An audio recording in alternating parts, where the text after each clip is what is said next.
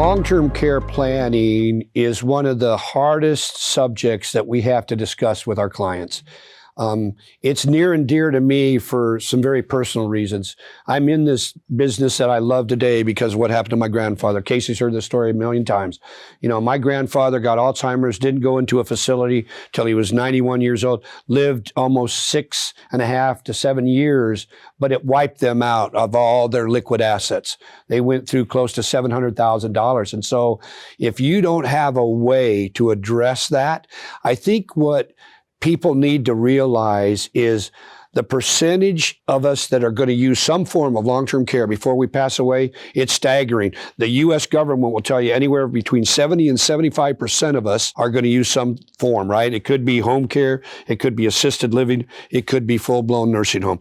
You're going through this right now, so with his own grandfather or grandmother. So again, if you don't discuss this and have a plan, I talk about if something is going to blow one of my plans to smithereens with our clients, it's going to be this subject. Because right now, Garden Terrace, which is a facility in Federal Way, Washington, pretty nice facility, but the price tag right now is pushing $14,000 a month. How are you going to do that if you don't have a big bucket to draw from, or you haven't maybe bought some insurance? So there's different ways to skin that cat. But again, this is a subject that we want all of our clients to deal with. They've got to accept that they have a very high likelihood that this is going to happen to them. Right. It's not a fun conversation, Nope. right? We don't enjoy having it either. Nope. But the reality is that it is something that can blow up somebody's retirement plan. Yep. And you know what? I think the saddest thing is we've seen this, not with any of our clients, because we always make sure that long-term care piece is taken care of. But we have seen folks that one spouse needed long-term care and the other didn't. And it made the spouse that didn't need long-term care poor in their retirement because they spent everything that they had to take care of the spouse that needed it. And with a little bit of planning and a conversation, that could have absolutely been taken care of. There could have been a plan set in place to address that, to make sure that both spouses are taken care of properly and that they were able to continue on in their lives. But instead, because the conversation wasn't had, that family now has the pain of regret. And so just having that conversation, understanding what those choices are, what the options are, and then putting a plan into play is great. We also want to add to it that sometimes we see folks with great pensions and Social Security, and while that income is really good, that still may not be enough to cover long-term care, right? Because just because one of us goes into long-term care does not mean that the cost of the rest of our lives has dropped dramatically. Right, exactly. Right? And so using a long-term care policy or a long-term care tool to address that really is the best answer. And it's the most efficient use of the dollars as well. In fact, it's funny you mentioned that because when my grandmother I fought with her for probably 15 years to do something. I said, Grandma, you have too much money here to just stick your head in the sand and believe it's never going to happen. But she didn't believe it would happen.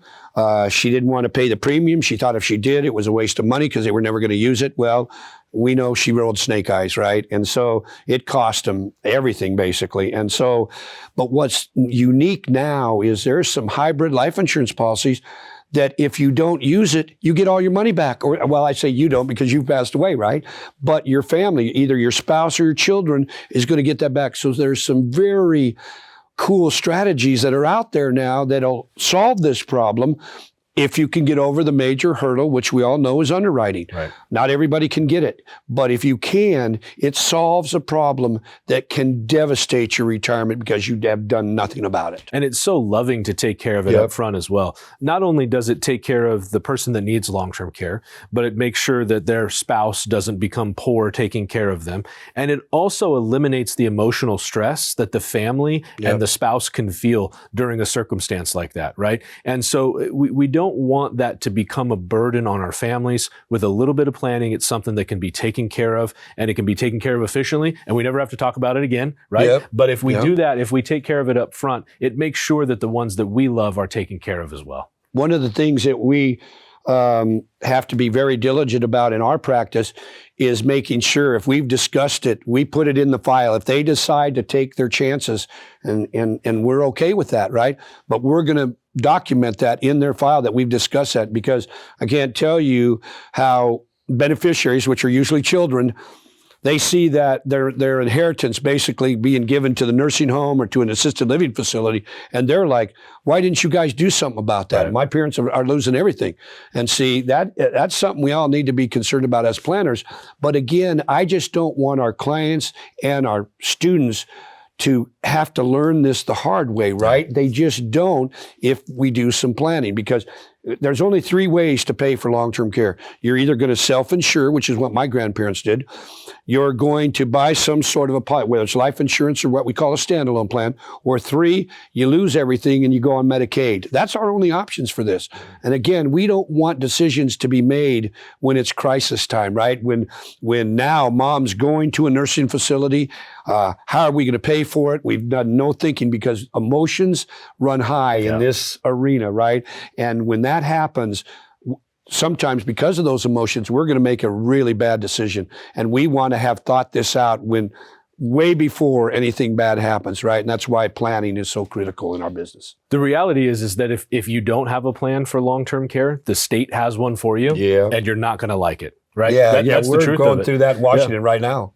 Well, there's that, but then Medicaid, right? You're not going to like that either, right? So whatever that circumstance is, it's something that you want to address. And you mentioned something that when those emotions run high during an event like that, that has an impact not just on the people involved, but also interpersonally, right? If you've got now one child that has to step up to take care of mom and dad and help, and that maybe the other children aren't in a position to do that, that can create friction within the family. And that's the last thing that in that circumstance we want anybody to have to deal with. So if we do the loving thing, if we take care of it up front, then everybody's a lot happier, and they can deal with the emotions that they're already dealing with of a loved one going through a circumstance like that without having to deal with the financial aspect of it. It's so important to just talk to somebody that might be able to give them some ideas, because that's a lot of it. A lot of times families will not talk about this until it's crisis time, right? And that's when in a lot of ways we shouldn't be talking about it, because emotions are going to run, and one child may feel one way about this, another could be the complete opposite. And if you've never been a caregiver, I can't tell you how many of people we've talked with, clients, have come in and said, oh yeah, I don't need that because my kids are going to take care of me. Well, that doesn't always, that's an easy one to say, right? But until you've been a caregiver, you have no idea what we're talking about here. I hope it does work out like that, but in reality, it doesn't most of the time. So we need to have a plan for it.